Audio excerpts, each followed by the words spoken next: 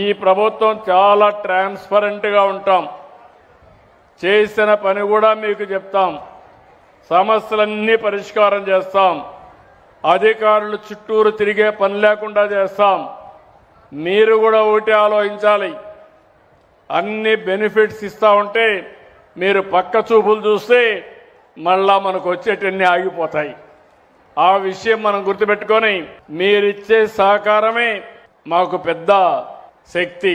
ఈరోజు అధికార యంత్రాంగం చేస్తుందన్నా, రాజకీయ నాయకుల్ని మేము అందరం కూడా నియంత్రణ చేయగలుగుతున్నామన్నా, ఆ రోజు మీరు ఇచ్చిన 94% విక్టరీ. అందరినీ గెలిపించారు కాబట్టి ఒక సుస్థిరమైన ప్రభుత్వాన్ని ఇచ్చాం. నేను కానీ, పవన్ కళ్యాణ్ గారు కానీ, ఇంకో పక్క బీజేపీ కానీ అందరం కలిసి పనిచేస్తున్నాం. నిన్ననే మీరు చూశారు, పంచాయతీ రాజులో పెను మార్పులు తీసుకొచ్చారు పవన్ కళ్యాణ్ గారు. అదే సమయంలో నిన్న కూడా లోకేష్ కూడా విద్యా వ్యవస్థలో పెను మార్పులు తీసుకొచ్చి 85% చేశారు.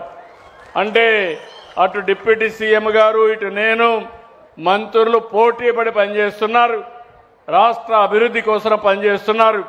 ఇలాంటప్పుడు మీరు కూడా నిండు మనసుతో ఎప్పటికప్పుడు ఆశీర్వదిస్తే దానివల్ల ఇంకా మంచి ఫలితాలు వస్తాయని చెప్పి తెలియజేసుకుంటూ